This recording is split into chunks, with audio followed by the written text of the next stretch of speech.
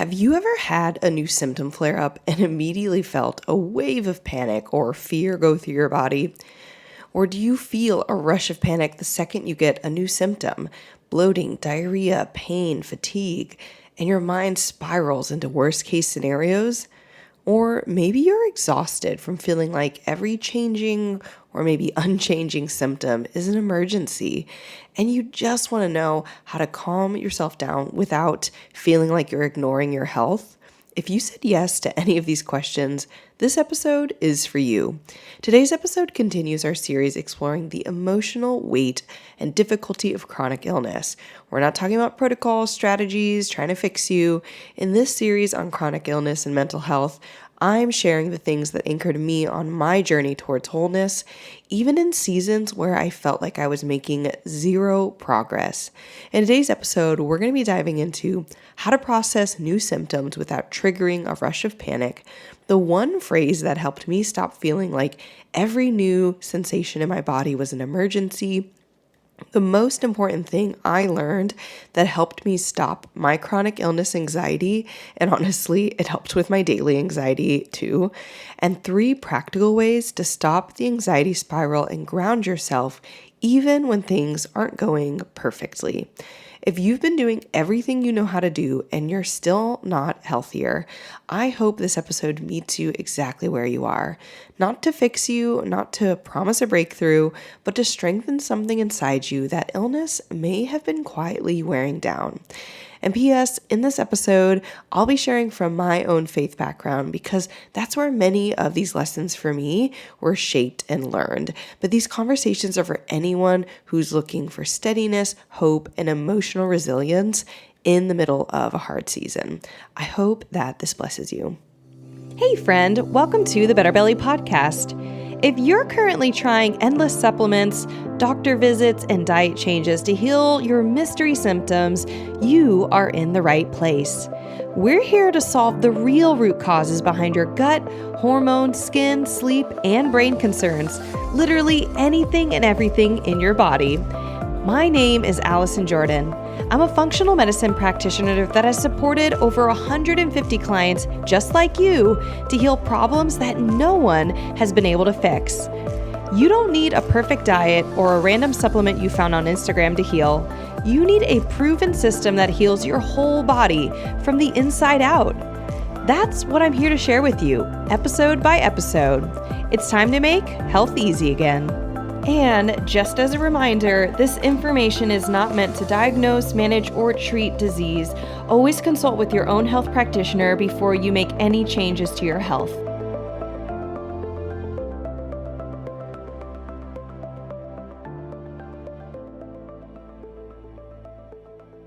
All right, today is our 3rd episode on our series on chronic illness and emotional health. If you have not heard our other episodes, highly recommend them. They're phenomenal. The first one, I went over loneliness and chronic illness, which is super, super common. Really great episode. The second one is me interviewing Dr. Glenn and Phyllis Hill on their just groundbreaking work on processing emotions and basically how it doesn't take as long as we think it does.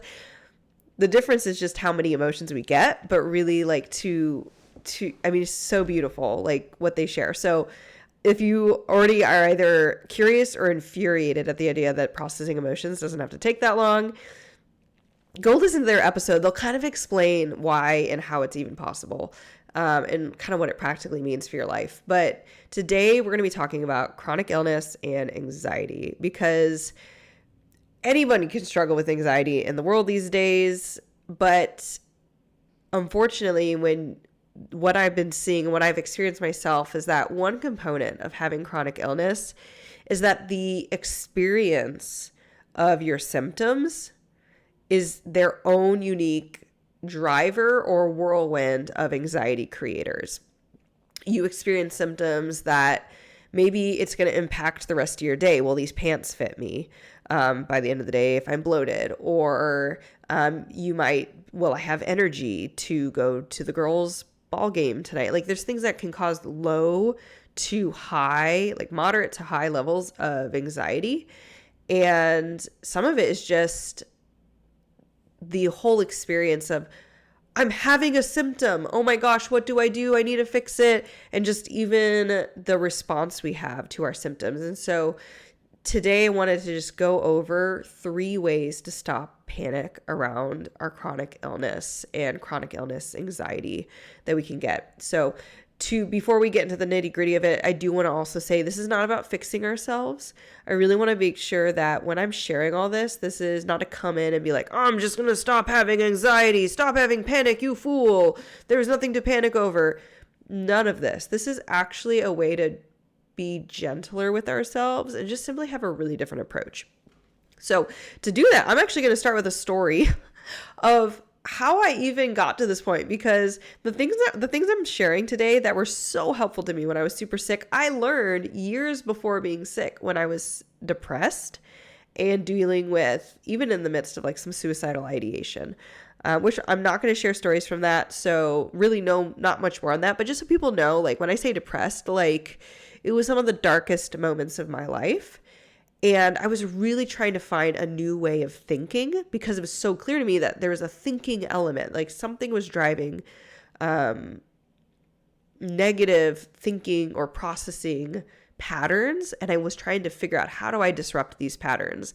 And one of the patterns I disrupted successfully and identified the disruption was super powerful for me later to rely on the new way of thinking when I got sick. So I want to share with you guys. So before, if you are like around and you have some pen and paper that you can grab, or if you don't, if you have your phone, pull out your phone. I want you guys to write down, this is the phrase. If you remember nothing else from this episode, this is the only thing you actually need to remember, other than maybe like why it's important. And it is this phrase: life is not about fixing things. Life is not about fixing things. Well, you might be saying, Allison, what does this have to do with being sick? Isn't maybe fixing myself kind of like the whole point of like what we're thinking about and like what maybe a goal is? And yes, we want to like try to help heal you. But as we talked about in the first episode, well, who you're dealing with today and probably at least tomorrow, like the very near immediate future, is not fixed yet. And so this is where our conversation starts on rewiring some mental habits or mental patterns and creating some interruptions. And to explain how saying this phrase or integrating it into your belief system can rebuild your entire approach to healing and honestly make it anywhere from more enjoyable process, which is weird. Like some of you are like, how can this be enjoyable? It's different than maybe like painless, but like kind of enjoyable. We'll get there. Everywhere from maybe at least more enjoyable, more tolerable, everywhere to more effective. I don't think it's always both, or it's always has to be tied to effectiveness, but I do believe for me and for some of my clients, this has helped their own process become effective. So how I came across this, like my memory of this phrase, life is not about fixing things, I don't actually remember the first time I heard it or thought it. I know at the time, I believe I was a junior in college because I can remember where I was walking to. I was walking home, saying this phrase to myself, life is not about fixing things. And I don't know, maybe I heard it in class that day. I was in dialectical behavior therapy at the time. So like maybe it was something I had been talking about with my counselor. But I had found this phrase, and I think of my own intuition decided it was a good idea to just start repeating it to myself when I was struggling with feeling like I needed to control everything. So I was walking home from class at Wheaton College to my dorms, and I was repeating this phrase to myself, and I was repeating it with the intention to just rewire my brain. And I was trying to it wasn't like a panicked version of it, but it was kind of like, it was a very interesting phrase for me to say to myself because I could feel very much how that was not my like operating system. It was like the version of Allison that was that operating system was not running on life is not about fixing things. It was very clear to me that that was the opposite. There was something that had gotten ingrained in me probably as a child, like to the point that I don't have like a lesson or a point where I felt like I learned it. It just always seemed to be the way it was. Isn't it apparently obvious that life is about fixing things. And so it's probably had to do with, things I observed or heard as before I was even 5 years old that just made me think, oh, like life's about fixing things. It's about putting toys away. It's about cleaning up our messes. It's about, my family has a really strong focus on keeping things tidy, righting wrongs, which is good, like in terms of responsibility, personal responsibility, but it is incorrect as like your primary operating system. There's so much more going on as far as the purpose of life and the way to like go through life, or even like what satisfies us in life is not really about just like having a clean kitchen, or I don't know, fixing things, having a healthy body, which I don't want to say to anyone, I'm not suggesting to just stop trying to get healthy, but it's about being balanced of like, while you're on your way there, while you're not there yet, what are you going to choose your life to be like right now?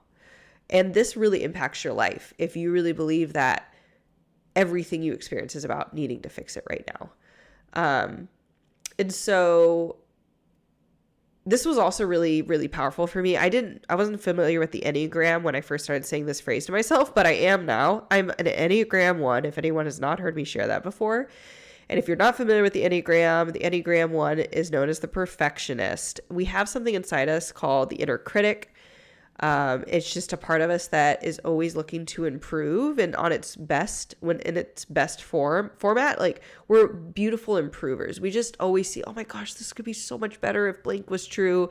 And we're visionaries, like, oh my gosh, what if the world was this way, or my house was this way, or my relationships were this way? Like we almost are like really strong, almost idealists in some ways, but like we can feel like pragmatists because we get kicked down so often by how the world is not perfect. So we can become very bitter or resentful or like frustrated that no one else is trying to make the world as perfect as we like it. But just all to say, like, life about fixing things like comes to me naturally from a family standpoint, and also from like an Enneagram. I'm an INTJ even. We're really into like the truth and like things that make me really good for science and for passionate topics that I like to talk about, like I get to talk about on the podcast, but really against the grain of my internal, like anything I had going for me to say like life is not about fixing things. I remember sometimes being like, what is it about? But I even like was like, hey, even if you don't know what it's about, we can at least rewrite this portion. And so the hardest part, this is really interesting, the hardest part about me contemplating and trying to embrace this new phrase, which I intuited was healthy. Like there was something like, ooh, there's something here. If I really can sink into this, something good is going to be behind this. But it was terrifying. Like, and it wasn't like logical, like, oh yeah, that makes sense. I'm just believing that now. No, it was super hard. But the thing that literally caused me sheer panic at the idea was like, wait, if life is not about fixing things, I like kind of is grounds for me to like kind of need to let go. Not like completely let go, like I just don't get out of bed ever again, but I just need to like stop trying to like hold on to things and be like, well, don't break, or oh, it broke, and like not basically the second something falls apart, I have to go and jump up and stop whatever I'm doing and go and pick it up and deal with it, right? It felt like everything was an emergency, whether it was my grades, homework that was due, a relationship, like a crush I had that I wanted to activate and do something about right now or get an answer on. I didn't have crushes that often, but when I did, it applied to that too. And I see this in my clients. I've seen it a lot where there's a symptom and they immediately have to, like, there's this strong impulse. Not everyone has this, but it's a pretty common thing that there's a strong impulse that says, oh my goodness, like I have the symptom, I need to fix it right now. I'm like, well, how long have you had it? A few hours. Okay, let's just wait till tomorrow and see if it goes away. And sometimes they look at me like, don't you care about that I have a symptom? I do care. I'm really, really sorry that your eczema is worse on your elbow right now. That actually sounds really lame that I'm like that of that example.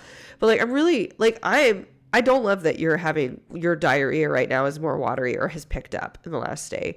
I'll sometimes walk them through really practical things like, okay, let's just think through, can we, from our scientific level, like, did you change your supplements? Did you increase doses?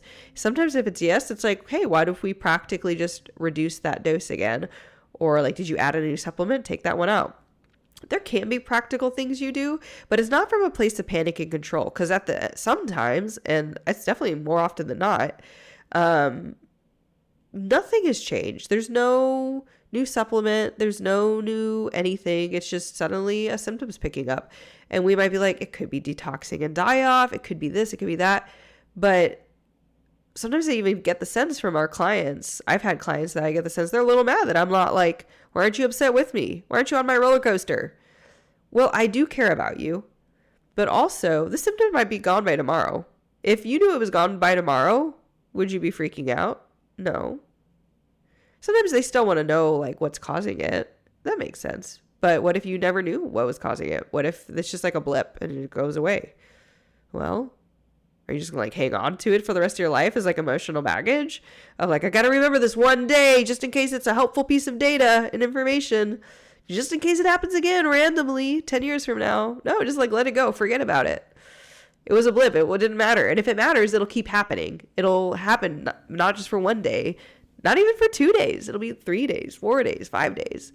And if it is severe enough, like I'm bleeding, like blood is leaving my body through different orifices, go to the ER. There are things where like, don't wait a day on it. But we're talking about like my headache's worse, like things that are not life threatening, things that are not causing like a panic on the level of your own life or your own like immediate permanent health. And so what's interesting is that because I really had integrated this whole life is not about fixing things, by the time I got sick, I did think a lot about the variables of like, okay, like I'm not pooping today. Did I eat something different? And I was definitely tempted and felt several times, if not many times, into, well, if I just control more things, if I just think more about my diet and exactly what I'm eating and the exact supplements I took and my exact emotional state, and if I did boxed breathing today, or if I stretched, or like there was the temptation that if I just was more perfect, if I just tried harder, if I just did more, if I just controlled and fixed more things, that I would dig myself out of being sick. But that definitely never happened. And what I've actually seen over time, the solution to people being sick isn't necessarily just fully letting go, though for some clients that makes a big difference, and it just depends on the makeup of what's making them sick. But it's one component. And what happens and what I notice is that they let go, not completely like, I'm just letting go and I'm just going to lay on the couch and never do anything again. But they let go of kind of like the minute by minute minutia of what's going on. They look at more the big picture. Is something being effective? Is this practitioner the right person to work with? And they eventually find the right things, and it feels way easier. It's not so hard. And they're happier while they're doing it. They're less anxious. And it just feels more rewarding and potentially is more effective because they're not so in the details. I've actually given a lot of advice recently to just a variety of clients in our program to be less in the details. And you could see a little bit of confusion on their face when you say this. And sometimes even offense. Like, how am I supposed to get better, Allison, if I'm not in the details? I'm not saying completely, but there's a line that you're like really close to of like, this is all you think about. It might be a little healthy to like take a break. I've even helped clients, and I'm not saying giving this advice on the podcast, but just through like listening to their own emotional state, be like, yeah, let's take a break from all your supplements. Let's just see what happens. And if anything, maybe just the break from all the supplements will be what you need, almost on a practical level, just to not have to worry about taking anything, let alone like maybe what they're jumping into your body. And so maybe you're a mama and you're listening to this right now and you're thinking, like, I don't have a lot of time. How do I work on adjusting this? how do I fight the panic? How do I, when I'm feeling the panic in the moment, or when I'm thinking about, tomorrow, how do I start prepping today for having a better response tomorrow? What do? Here are 3 ways to stop that panic. If you've really been feeling like, oh my gosh, yes, I feel a symptom come on and just immediate panic rushes in, or I feel like I got to fix it right away. I got to find a supplement to counteract it, or I knew I got some mold exposure. If there's panic that's coming up for you, I want you to, number 1, take this phrase, life is not about fixing things. And we can start with this here. It's not the only thing you'll do, but this is the starting place. If you're having a hard time believing this, that just like, hey, I'm allowed to be in this moment. I'm allowed to know I got exposed to mold. I'm allowed to like have a moment where like, yep, I just sat on the toilet and had a lot more diarrhea. I'm allowed to say, I was pooping every day for a while now, but now I'm back down to once every 3 days. And I want to try to take practical steps to see like what I could do to put myself back to pooping every day. But like, it's not from a place of panic. And it's like, hey, you know what? I didn't poop today either. Well, sometime today or sometime tomorrow, I might go and look at my labs or look at my protocols or contact my my practitioner or whatever it is. And, share the details, see if there's anything we can do, but doesn't need from a place of panic. Like, oh my gosh, I'm backsliding and like all this like projection forward of really, really negative things. So here's what I actually recommend. This is what I did for myself that was really helpful to integrate life is not about fixing things. Number 1, I found new supporting evidence that it was true. And for me, some of the best places for me to look at just initially, like, is this even like something reasonable to believe? Because I don't want to believe something that just sounds nice, like life's not about fixing things, but it's actually like inaccurate. And so there are actually 2 verses in the Bible that were really helpful to me. I'm just going to read them to you guys. So I'm going to pull them up here. We have John 15, 4 through 5. John. There we go. John 15, 4 through 5. This is Jesus talking. And again, if you're not a Christian, you can still take away stuff from this. But just for context, this is Jesus speaking. And he is speaking in a spiritual context. But to me, this was meaningful because I am a Christian and I'm looking for, like, I'll just be honest, like, I can't have a whole theological like argument right now, but if you are a person of faith, what you believe is a part of the makeup of the way you believe reality is formed. So what the Bible has to say feels like information about how reality is. And that's what I'm just trying to get a feel for. Is it safe to believe that life is not about fixing things? Am I setting myself up for worse symptoms because I'm immaturely relaxed, or like irrationally relaxed even, or in an unhealthy way? Or am I able to just tone down a little bit of my panic? And it's not only like I'm more relaxed, but it's better for me. It's like an overall like better, more accurate operating system. So I did go to the Bible for this. John 15, 4 through 5. It's not the only place you can find verses that support this concept, but it's really great. So abide in me. This is Jesus speaking. Abide in me. So like hang out with me, come have community with me, and I'll come abide with you. As the branch, he's talking about a tree. He likes metaphors a lot. As the branch cannot bear fruit by itself unless it abides in the vine, neither can you unless you abide in me. Whoever abides in me and I in him, he is it that he bears much fruit. For apart from me, you can do nothing. Why did I pick this passage? Why are we talking about fruit right now?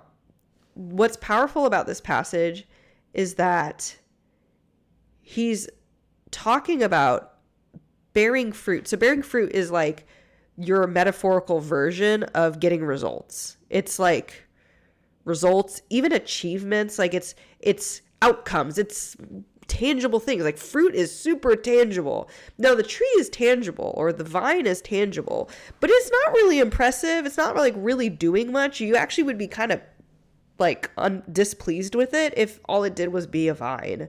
You'd be like, where's my grapes? Where's my fruit? And he's saying, you want to know the secret to making fruit? You want to know it?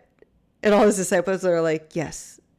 What's the secret to making really awesome fruit? If we're all vines, no one else is not a vine, and we're supposed to be making fruit, what's the difference between having a lot of grapes, having a little bit of grapes, having no grapes? How do I have the best outcomes? And that's what we're thinking with chronic illness. Like, if one of your goals is to not have chronic illness, or to at least to have a happy life, maybe even with chronic illness, or at least as long as it's going to be in your life until it's not anymore, is how I ended up personally thinking of it. Like, I don't know how long it's going to be here but for as long as it's in my life until it's not anymore, I want to be able to have the most fulfilling life possible. Well, how do I have that? You abide. He doesn't say work harder. He doesn't say try harder. He doesn't say get a better plan. And the word abide is, it's a word that refers to like snuggle. It's funny to say this way, but like to be in someone's like bosom or chest, to be like in this very comforting, supportive, almost like motherly, nurturing position. The word for abide here is meno. I might be pronouncing that wrong, so I apologize, but meno in the original Greek, and it can mean things like remain or stay. It can also mean dwell or make home, or like endure, to kind of stay in one place. But just be with me. There's a communal aspect to it. There's a rest aspect to it. There's a repeatedness aspect, like keep coming back to this place. And so it's simply everything, all the things it is it's not saying work harder, try more, be more vigilant, be hyper vigilant, definitely be hyper vigilant. He's like, no, that's not what's going to give you fruit. And so that is like one thing that confirmed to me, I think there's something truthful. There's something that might be better for me to believe life's not about fixing things. I still don't even fully know what it is. But at least this verse, I want the life Jesus is saying. Like, I want to be full of fruit. I want to have beautiful fruit coming out of my life. Love, joy, peace, and a life that like a meaningful, like good relationships. Like I want people to be able to say good, positive things for me, even if I'm not the most productive person on the planet, even if like, yeah, she's got a chronic illness, but like there's good things coming out of her life. Which I know is like really kind of can be hard to imagine, but that was what I was like starting to craft in my mind. I was like, and I don't think this panicked, controlling, need to fix things, need things to be perfect all the time for me to feel safe part is actually serving me. And so this was like one of the verses that just helped me start to disconnect and detach from that belief system. Next, we have another verse here, Mark 4:26 through 29. Again, these are not the only ones, but I usually don't try to get too excited about like, ooh, I found some proof until I start to see a pattern in the Bible, like at least two, but like hopefully even more. So I'm just going to give you guys two. We're in Mark 4, verses 26 through 29. This is Jesus speaking again. The kingdom of God is as a man should scatter seed on the ground. He sleeps, then rises the next day. The seeds sprout and grows. He knows not how. The earth produces by itself first the blade, then the ear, then the full grain ear. But when the grain is ripe, at once he puts to the sickle because the harvest has come. The main thing here is to note that the man does have some work involved. Like the man, this metaphor he's talking about, you have a farmer who's planting seed in the ground to get a harvest. Like he wants an outcome. There's still some results. Like both of them are, can you tell they're an agrarian culture? But he's looking for results. The first one was, is there any grapes on this vine? Hello. This one is there any grain being grown out of this ground? There is involvement. There's a role to be played. That role is scattering seed on the ground. But he says he goes to sleep and then he wakes up in the morning and the seed has grown and he knows not how. And I've actually thought about this with my children. It's as frustrating as they can be to be like, they are demanding and stuff. There's also this weird mystery that like, if you feed them and put them to bed enough times, they start to do things like walk and eat food and then say sentences to you. It's like wild. There's no part of me that's like strained. I might be straining to not yell at them. I might be straining to like get their clothes on so they can go to bed, but I'm not necessarily straining to like develop them. And I do know that isn't necessarily everyone's experience of parenthood, especially children with development needs, with special needs, any type of that. So just to say, I do know that some people are like having to go to occupational therapy to offset certain development milestones that are not being hit. But I'd say like even then, like there's certain things that the child is going to go through, maybe physical growth, even if it's not neurological development, that you're just like, wow, I just feed him and like things happen. It's kind of crazy. And so that even to me, like just one more place, like there's another passage in the New Testament, I don't even have written down here, where Paul is speaking and he says, Silas, he names another dude. I think I have the wrong name. He planted, I watered. He's talking about the way people develop. This guy planted, he started the relationship. I watered the relationship and the person's development, but God gives the growth. And maybe you're like, well, I just really don't have that worldview or that mindset. You might not. So you might need to go and find your own evidence. But my main point is go find your own evidence. Where do you see truth? Where are you gleaning truth from? Is it certain philosophers? Is it a different faith? If you have no faith to cling to, highly recommend Christianity. I don't think we have perfect people in it, which is why there's a lot of church hurt out there. But there's also like, 10 out of 10 would like, I'm not leaving, or it's not leaving me. I don't know how you would describe that. 10 out of 10 recommend it. Willing to talk to anyone on this, but just find new supporting evidence that is true, because just repeating a phrase to yourself enough could engender belief in it. But if you're anything like me, you're also like, do I want to believe this? And just finding any type of evidence that it's true or believable or good or worth believing will help. Number 2, find new supporting evidence that your life will be okay with this belief. Meaning, like, one of the things that I was afraid of in college, I thought about my grades, right? Like if I adopt this life's not about fixing things, well, I become so laissez-faire that I go from making A's to making failing grades. Well, I just like lose my grades.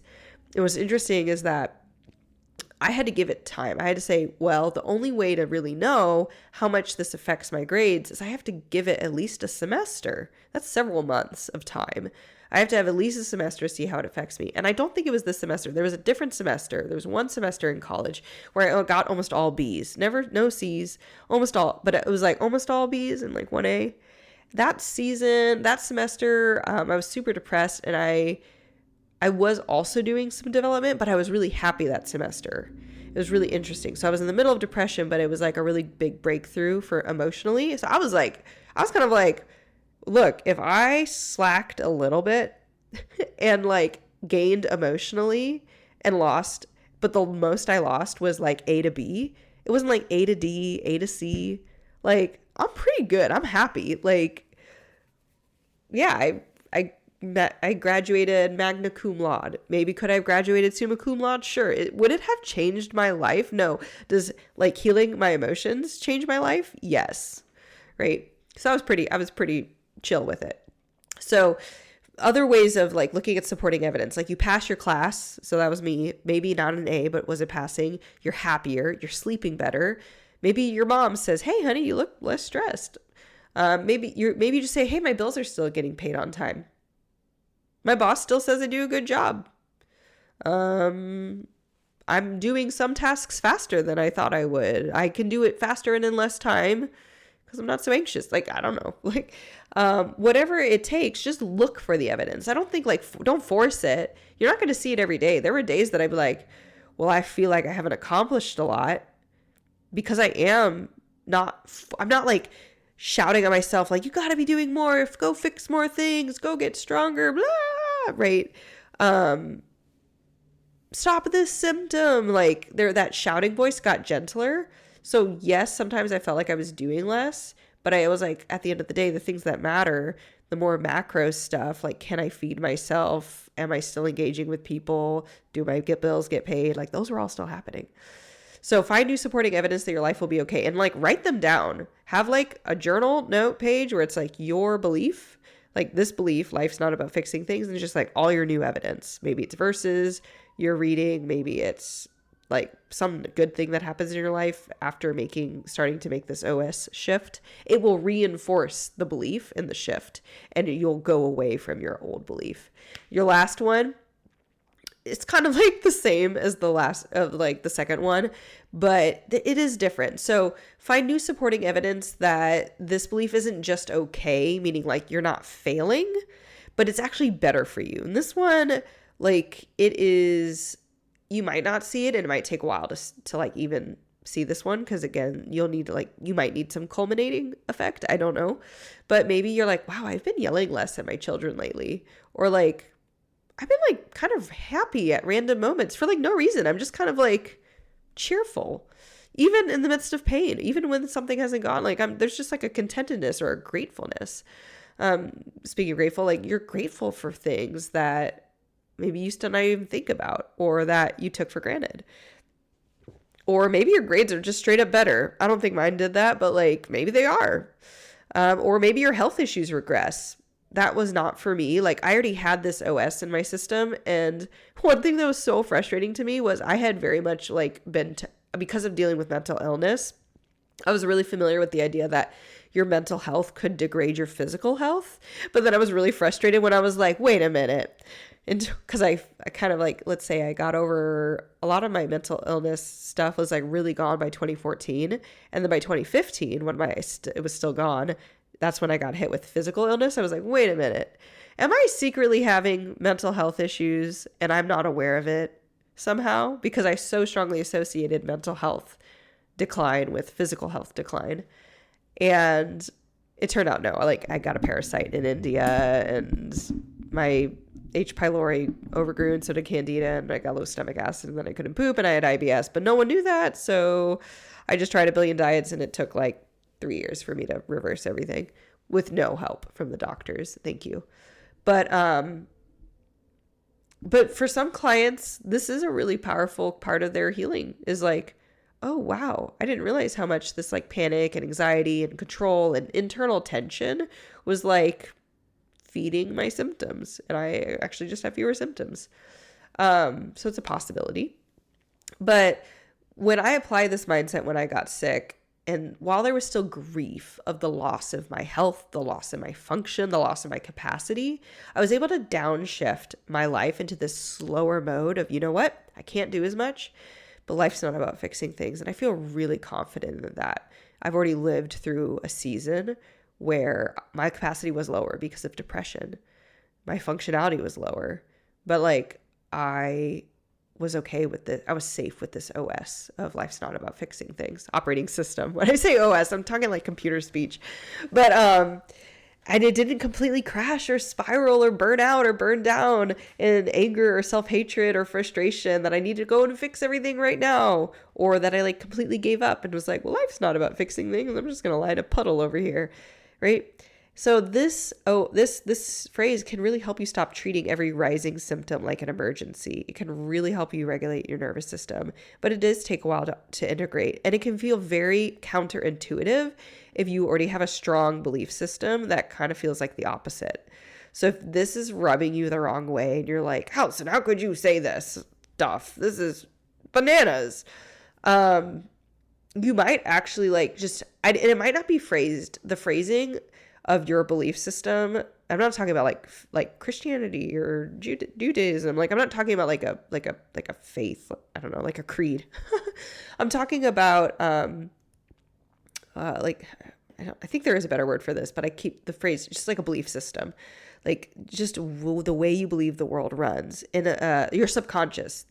It's really like more things that tend to hang out in our subconscious level than like conscious, like, oh, I consciously believe the Bible is true, versus subconsciously, like, do I really believe God loves me? Do I really believe I'm safe if I'm not always trying to constantly fix things? Do I believe that I'm a lovable person even if I don't have a lot of capacity and can't do a lot? We're going to tackle that concept in a future podcast episode. Do subscribe if you want to hear it. Go to betterbellytherapies.com/subscribe. Would love to update you when that episode comes out. But when you can really like integrate whatever you could, if you want to, and this is not on my list, but you could try to take some time. If this is like, ooh, I kind of want to go and integrate this like new idea of like life's not about fixing things, but it is rubbing me the wrong way and I'm not sure why. Don't just take my word for it. I would probably do on a more scientific level is just like spend some time journaling. Journal your anger at the phrase or like why it's ridiculous or why you can't trust it. And you might start to come up with certain words that are like, oh, that maybe that's pointing at the deeper thing, that like maybe the way you phrase it isn't like life is about fixing things, but there's some other way you're phrasing it. Like you're only safe when you take care of yourself 100% or whatever it is. So, when you can identify it, you might come up with like either a better, different phrase. Life's not about protecting yourself. Or you might at least be able to identify like, oh, that's what I'm struggling with. You could take it to a counselor. You could journal about it more. But just becoming aware of it, having some grace with yourself, feel like, oh, I'm dealing like this is deep in there. When you see whatever the phrase is that hits you, that is like feels honest, feels like what you really believe, maybe not even consciously, but like, oh, that's what's driving my behavior or my panic. You might, like a lot of times I would feel like a lot of emotions, like usually tears. So I hope this helps people. I hope just like breaking this down into what, like not, because we don't just wake up one day and just choose, I'm just going to stop being panicked every time I have new emotion or new symptoms. It's not quite like that. You can't just like tell yourself to stop feeling it, but you're like, why do I get curious? Like, why do I feel panic when I get new emotions?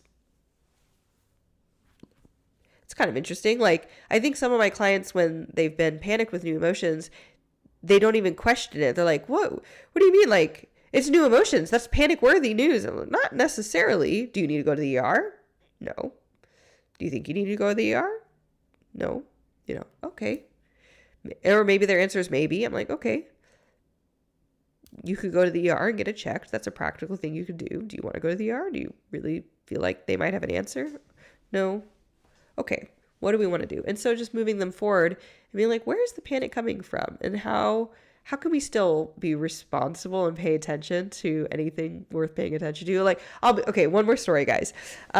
Just to help. So in the realm of health, right? So kind of, this is an ER story. It is my ER story from last year. I haven't been to the ER or even a hospital other than for like, I don't know, the scans for like when you're pregnant, right? But like, I just have not been to the hospital for anything in years, partly because I avoid it. I just don't like the hospital. I just go any other type of health person I can go to, but the hospital.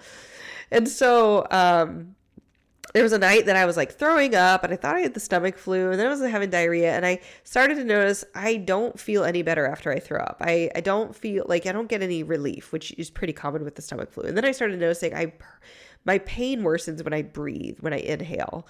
And as soon as I noticed that, I'm like, oh my gosh, I might have a kidney stone or a kidney infection or something with my kidneys, because they move when you breathe, and if they're not happy, every time you breathe, it hurts.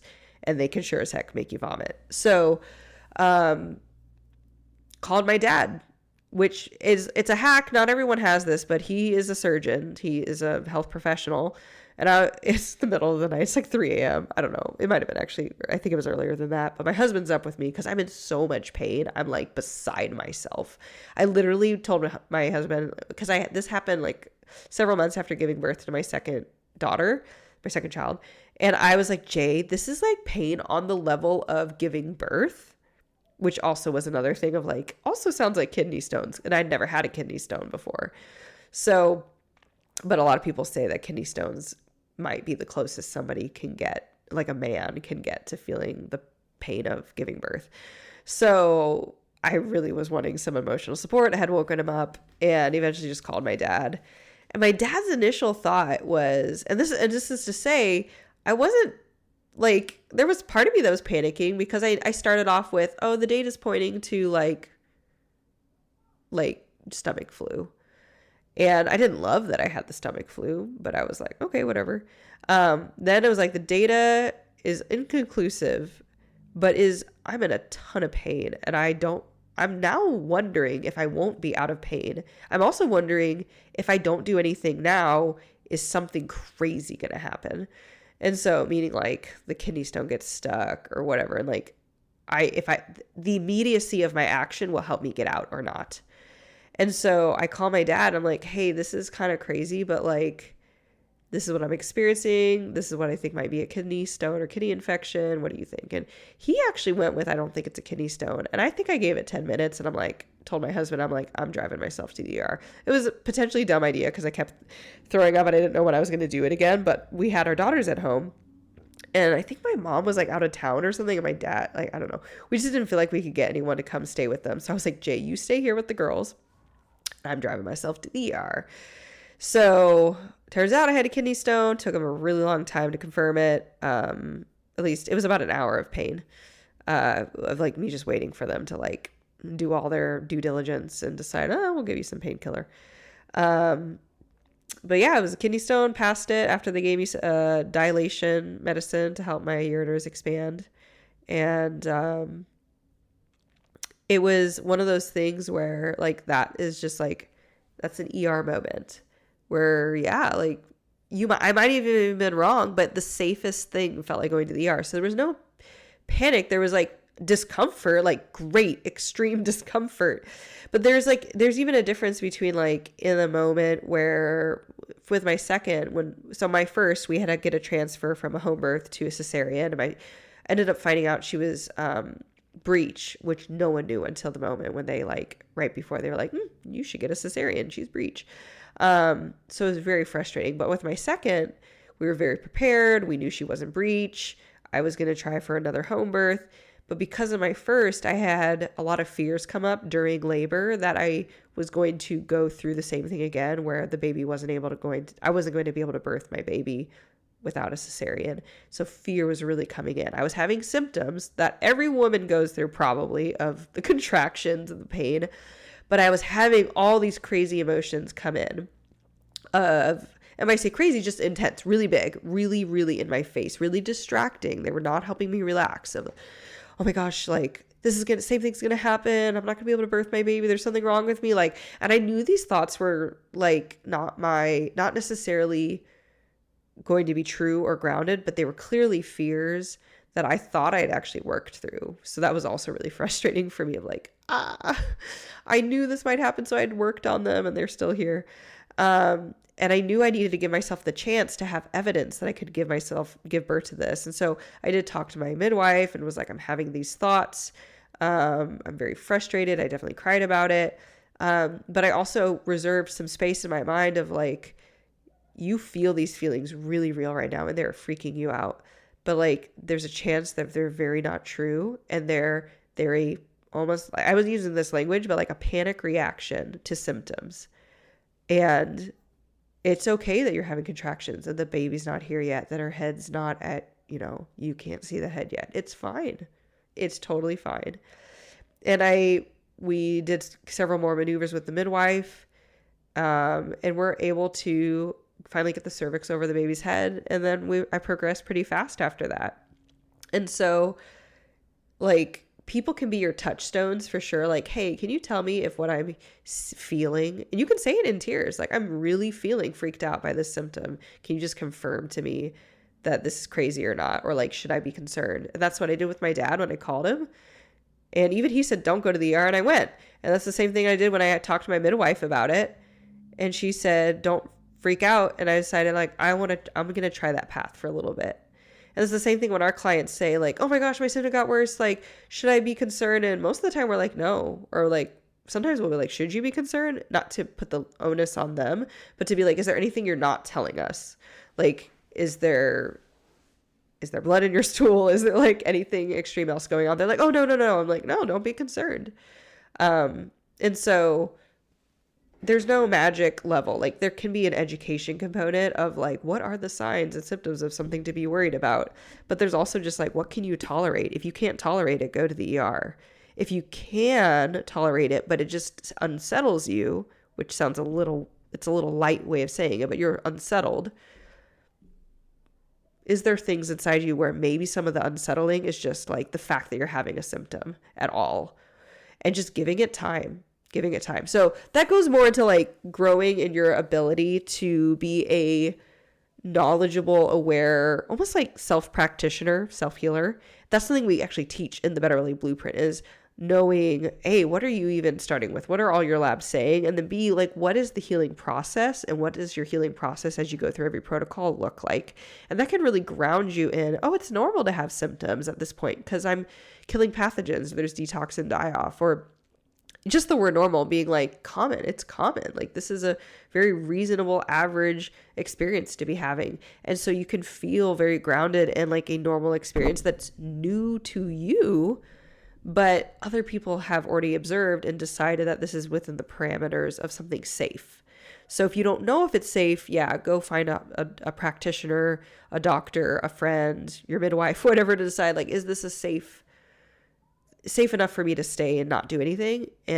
But at the same time, you can be very practical about it, and you can actually take some of the panic out of even just needing to decide that. Do you guys kind of see, even me explaining it, even though, especially with the midwife, I mean, both cases here, there was more tears, there was more pain, there was more like I need to make a decision, some like intensity, and probably with the midwife, there was more panic than anything, just because I felt very emotionally wrapped up in my first birth, reliving it a little through my second.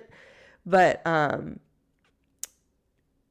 used them to like, and I approached it with being very honest. Here's what I'm feeling in my body. Here's what I'm thinking, the thoughts I'm having.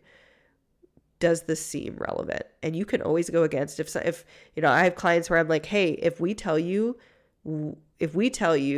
yeah, we're not concerned, but you decide after your coaching that I am concerned, you have agency. You can go take yourself to the ER or to wherever feels safest to get that concern checked in.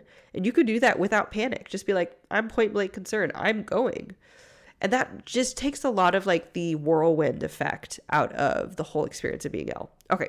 So that was a little bit more than I planned on saying, but I hope that like illustrates some more examples of how they can practically look in your life, even under very intense circumstances. Everything from mild increase of symptoms. My headache's been worse this week. I pooped less. My diarrhea is waterier, to like really extreme stuff. Like I'm throwing up and having diarrhea at the same time because I have a kidney stone secretly. So that is it for today's episode. We still have more of the series to go. If you want to hear it and you're not subscribed to the podcast, highly recommend subscribing wherever you listen to podcasts. And if you want me to email you and update you when there's new episodes coming out, go to betterbellytherapies.com/subscribe. And I'd love to send you our weekly update emails. So that's it for today's episode. I'll see you guys next week. Hey friend, I hope you loved this episode. If you've been a fan for a while or newly loving this podcast, can you do me a favor? Drop into Apple Podcasts and leave me a review. When you leave a review, you do so much. You help me know you're listening, you can tell me what you're loving so I know what to make more of, and you help others by boosting this podcast so other people like you can find the podcast too. I mean, it's a win-win-win, right? So if you want a way to pay it forward, just go to Apple Podcasts or click the link in my show notes and leave a rating and review. And if you want some more free stuff, just head over to my free Facebook group, betterbellytherapies.com/Facebook, and you can get access to all of my free support for you, including some Facebook group exclusive stuff like my podcast episode vault, where you can search the Better Belly podcast by topic and find exactly what you need to expedite your healing. I cannot wait to see you in there. Catch you guys next week.